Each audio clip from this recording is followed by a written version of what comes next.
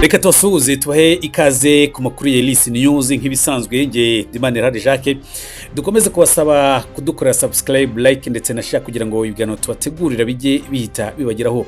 Uyu ni umurongo mugari wagize amakuru kandi yihuse vuba na bwangu. Rero amakuru ari kuvugwa tutabatindiye. Leta zunze ubumwe za Amerika burya ngo zari zizi imigambi ya Perezida Evaliste na Perezida Antoine Felix Tshisekedi wa Repubulika Iharanira Demokarasi ya Kongo. Aya makuru niyo ngiye kuza mbagezaho nyuma yuko intumwa ya Perezida Donald Trump iherutse hano mu Rwanda mu butumwa bw'akazi ndetse yagiye no muri Repubulika Iharanira Demokarasi ya Kongo yamaze umunsi umwe ikaza kuba iza hano mu Rwanda ikagendera ibihugu birimo Kenya ndetse na Uganda. Perezida Donald Trump yaje kuvuga ko nta mpamvu zihari zatuma uyu mugabo akomeza gutwika amavuta y'indege ye ngo yerekeze mu gihugu cy'u Burundi, ko nta kintu ajya kumarayo. Amakuru arambuye ni mukanya.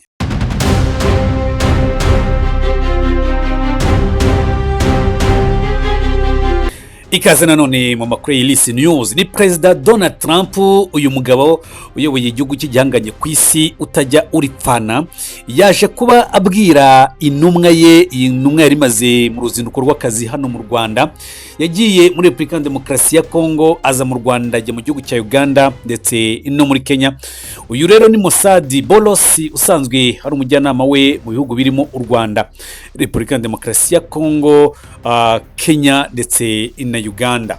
Iki cyemezo cya Donald Trump ngira ngo ni kiza gushimisha Burundi n'abarundi muri rusange, cyane cyane ko u Rwanda rwagiye rukomeza kugenda rugaragaza kenshi ko igihugu cy'u Burundi kivanze muri politike, kijya gushyigikira imitwe irimo nka FDLR muri Repubulika Iharanira Demokarasi ya Kongo, gifatanya na FARDC, igisirikare cya FARDC n'undi gisanzwe gikorana n'imitwe irimo FDLR ndetse na Wazalendo, bituma muri Kongo aho kugira ngo ibyitwa amahoro bigaruke hatangira kuvuka imvururu zitandukanye. Perezida rero w'u Burundi byagaragaye cyangwa ko yaje kuba ashyigikirwa na Antoine Felix Tshisekedi, ndetse amakuru ahari akavuga ko uyu Felix Tshisekedi mu masezerano yagiranye na Evariste Ndayishimiye, uyu ni Perezida w'u Burundi, harimo ko yagombaga kumwishyura miliyoni 2 z'amadolari. Aya n'amafaranga Leta zunze ubumwe za Amerika bivuga ko yahawe nk'igihembo kuko kubera amasezerano igihugu cy'u Burundi cyaje kuba kigirana na Repubulika Iharanira Demokarasi ya Kongo kugira ngo babatabare mu rugamba FARDC yahanganyemo n'ihuriro rya FC M23. Ibi rero uburya Abanyamerika ntabwo ari abantu baba bacecetse. Rimwe na rimwe mwabonye ko ibihugu by'i Burayi byatangiye kwivanga mu kibazo cy'umurasirazuba bwa Repubulika Iharanira Demokarasi ya Kongo. Amerika iraceceka. Ngira ngo ibi ngibi biraza gutanga igisubizo kuri Antoine Felix Tshisekedi waje kuba atuma intumwa muri Amerika mu bijyanye no gucukura amabuye y'agaciro muri Repubulika Iharanira Demokarasi ya Kongo. Zari intumwa zihariye ndetse abenshi byitwa abakomisiyoneri. Ngira ngo murabyibuka neza Donald Trump akirahirira kuyobora Leta zunze ubumwe za Amerika, umwe mu banyamakuru n'uwo mu gihugu ngira ngo niba atari Amerika n'Ubwongereza waje kuba abaza icyo Trump atekereza hagati y'intambara ya Repubulika Iharanira Demokarasi ya Kongo ndetse agaruramo n'u Rwanda. Ahangaha Trump yaje kuvuga ko icyo kibazo yacyumvishije ariko atari umwanya wo kuba yasubiza icyo kibazo.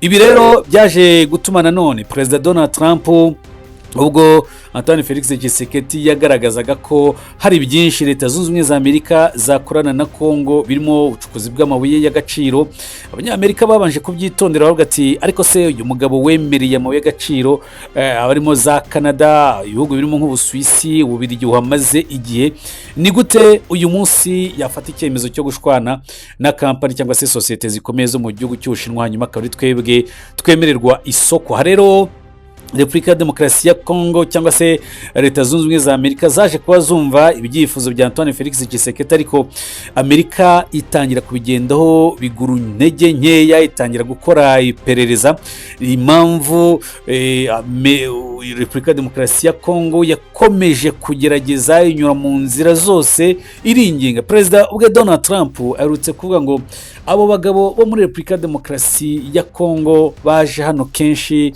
bashyiraho za komisiyo, bashyiraho komisiyoneri, ariko ngewe hari nabo ntazi, sinzi n'icyo bashaka, kuko uburyo bari kunyinginga bigaragara ko hari ikibazo cyihishe cyangwa se hari ikibazo gituma mu burasirazuba bwa Repubulika ya Demokarasi ya Kongo hakomeza kuba umutekano mukeya nk'uko byagiye bigenda bivuga. Rero uyu Mossad Bolos uyu nguyu yari intumwa ya Trump direct. Uyu nguyu yaje muri Repubulika ya Demokarasi ya Kongo, ahamara umunsi umwe abonana na Antoine Felix Tshisekedi. Hanyuma urugendo rwe yarukomereje mu bihugu birimo u Rwanda, Kenya ndetse na Uganda. ngira ngo mu Rwanda aho u Rwanda rwo wari umwanya mwiza wo kugaragaza uko igihugu cyiyubatse. Yaje no kwifatanya n'Abanyarwanda kwibuka genocide yakorewe abatutsi mu 1994, nubwo nawe yari umwe mu banyamerika cyangwa se mu bagerageje gukoresha imvugo zidakoreshwa mu gihe cyo kwibuka genocide yakorewe abatutsi, ariko nanone wabaye umwanya mwiza w'u Rwanda, aho u Rwanda rwamugaragarije ibimenyetso byose andi mahanga abanyaburayi bagiye birengagiza. Ahangaha nk'umuntu wari uri kuri tele cyangwa se kuri Fred nk'uko bikunda kuvuga mu ndimi z'amahanga, yabashije kugezwa imutobo aho habera ingando z'abantu bacyurwa cyangwa se abantu bavuye muri FDLR bakabanza guhabwa amasomo y'igihe gito ashobora kubasubiza mu buzima busanzwe. Ndetse uyu mugabo yaje no kuba agaruka ku bindi bimenyetso. U Rwanda rwaje kuba rumugaragariza ibindi bimenyetso amahanga, harimo ibihugu by'Iburayi byakunze kugaragaza ko u Rwanda rudafite ibirombe by'amabuye y'agaciro, nta hantu hafite ho gucukura amabuye y'agaciro.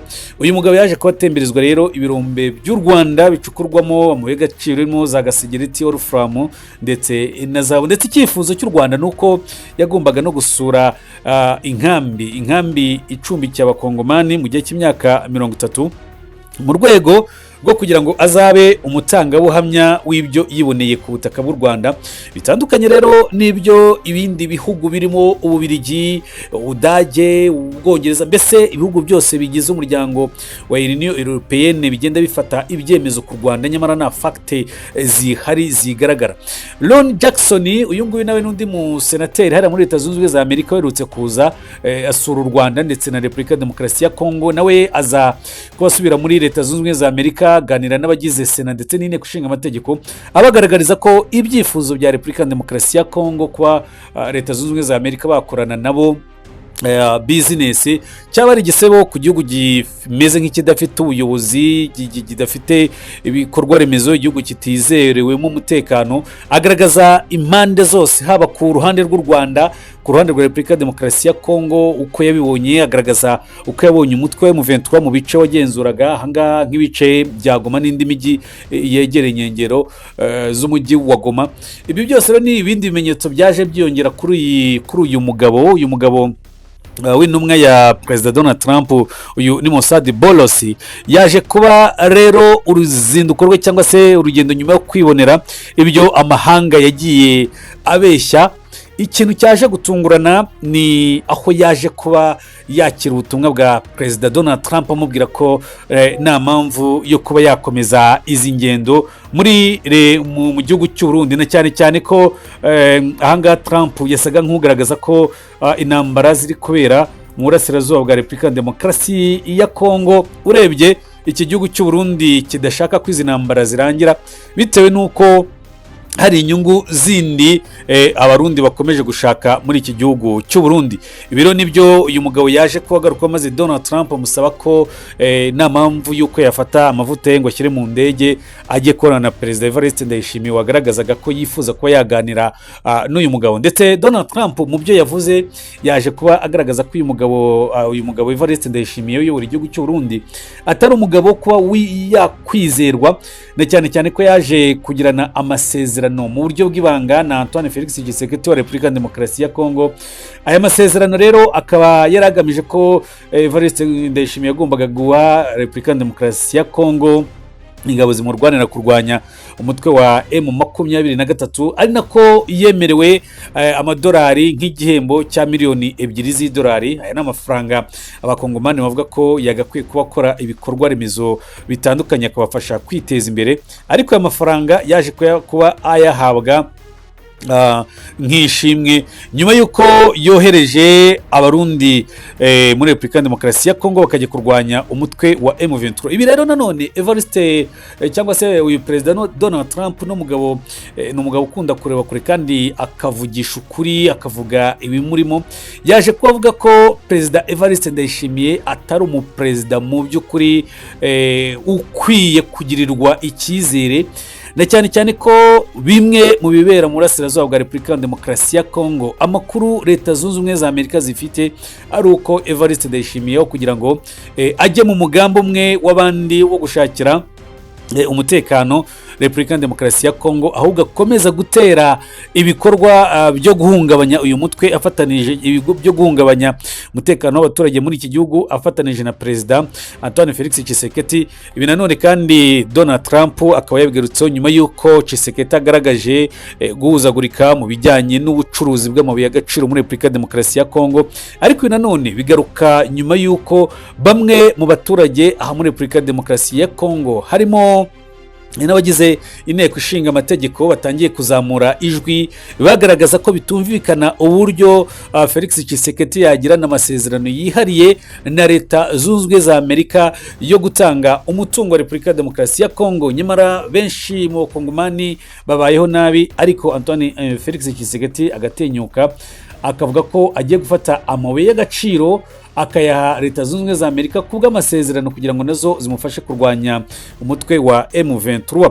Aha rero ariko nanone Amerika igaragaza ko mu gihe haboneka amahoro, ari nacyo cyatumye nanone n'ingingo tunayigarukaho Perezida Donald Trump avuga ko akeneye amahoro hano mu burasirazuba bwa Repubulika ya Demokarasi ya Kongo, akaba ariyo mpamvu yahisemo kohereza intumwa iyi Bolos Musadi mu bihugu birimo u Rwanda, Uganda, Kenya ndetse na Kongo, kugira ngo baganire uburyo hashakishwa amahoro, hubahirizwa ibiganiro by'amahoro byatangijwe ku mpande zombi. Kandi Donald Trump nanone akagaruka akaba asanga ko kugira ngo agire ubucuruzi n'ibindi bikorwa by'iterambere yakorera muri Repubulika ya Demokarasi ya Kongo ari uko amahoro yabanza kuboneka mu karere hagati y'ibihugu birimo u Rwanda, Repubulika ya Demokarasi ya Kongo, Uganda ndetse n'ibihugu bya Kenya. Ibi rero byagiye bigenda binagarukaho nanone, ngira ngo Donald Trump anenga cyane imikorere ya Evariste Ndayishimiye. We navuze ko igihugu cy'u Burundi n'ubundi nta terambere, nta kintu gifatika kiriyo, yewe n'ubuyobozi busa nk'ubujarajara. Aya ni amagambo ya Donald Trump nyine wavugaga ibi ngibi, agaragaza uburyo ki nta mwanya Amerika ifite wo gutakaza ku gihugu cy'u Burundi, by'umwihariko ariko nanone ko nta mwanya Perezida Donald Trump afite ku gutakaza kuri Perezida Evariste Ndayishimiye w'u Burundi. Nyamara ibi ngibi bije nyuma y'aho abantu batangiye gutekereza ati ubwo Perezida Donald Trump yari amaze gutorerwa kuyobora iki gihugu, Perezida Evariste Ndayishimiye niwe muntu wa mbere waje kuba amwifuriza ishya n'ihirwe ndetse anamwifuriza intsinzi, aramushimira cyane. Abarundi batangira kuba ati uyu mugabo ari kwigura ariko nyine abazungu n'undi nta cyiza cyabo.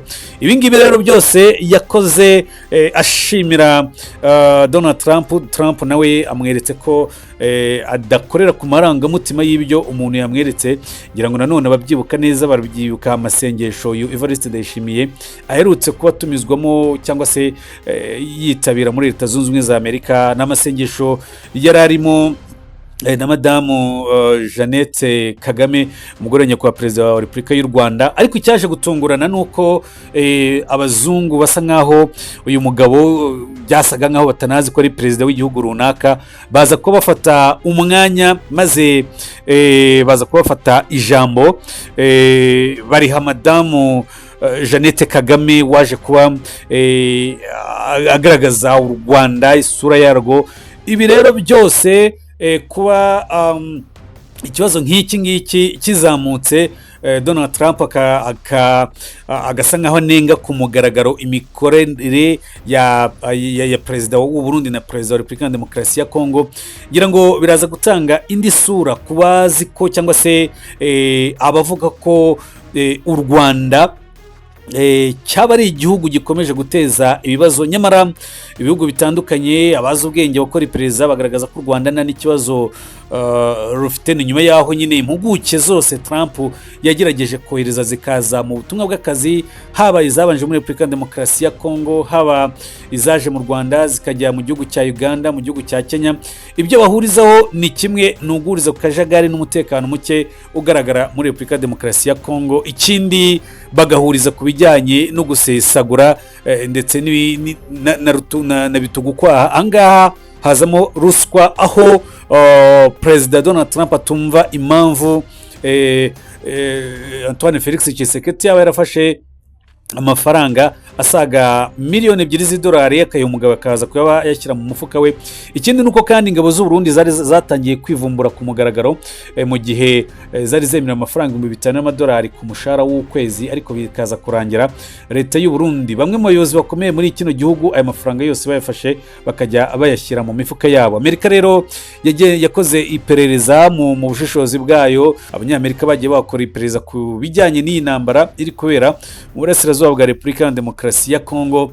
Izo nkuru rero hano dusoreje amakuru yacu, ariko mu gihe igihugu cy'u Burundi cyaza kugira icyo kivuga ku bijyanye no kuba Perezida Donald Trump yaje kubashyira ukuri ku mugaragaro, akavuga ko adashobora kohereza intumwa ye mu gihugu cy'u Burundi kuko nta kintu ajya kumara, na cyane cyane ko uyu Evariste Ndayishimiye n'ubundi nta kintu yigeze akora ku bijyanye n'umutekano muri Repubulika ya Demokarasi ya Kongo, ahubwo ibyo yakoraga byose ko ari ukwenyegeza umuriro no gukomeza urugamba no gukerera cyangwa se kongera amacakubiri mu baturage ba Repubulika ya Demokarasi ya Kongo, harimo gukoresha imvugo z'urwango haba muri Repubulika ya Demokarasi ya Kongo ndetse no ku Rwanda, kugaragaza ko hari abadahuje n'ubutegetsi bwa Antoine Felix Tshisekedi, ko bashobora kuba ari abanzi b'igihugu, haba ku ruhande rw'u Burundi ndetse bikavuga ko ari abanzi b'u Burundi n'u Rwanda. Reka rero tubashimire mwe mwese mwari mudukurikiye, mukomeze mukurikire Iris News. Ubundi mwe icyo tubasaba ni gukanda kukazogera aho ngaho, mukadukorera subscribe, mugakora share ndetse na like, kugira ngo ibiganiro nk'ibi ngibi tubategurira amakuru nk'aya ngaya yihuse kandi ahita abageraho. Nge wabateguriye inkuru na Rimane Hari Jacques. Mukomeze munogerwe n'izindi gahunda zacu, turi kumwe. Bye bye, ciao ciao.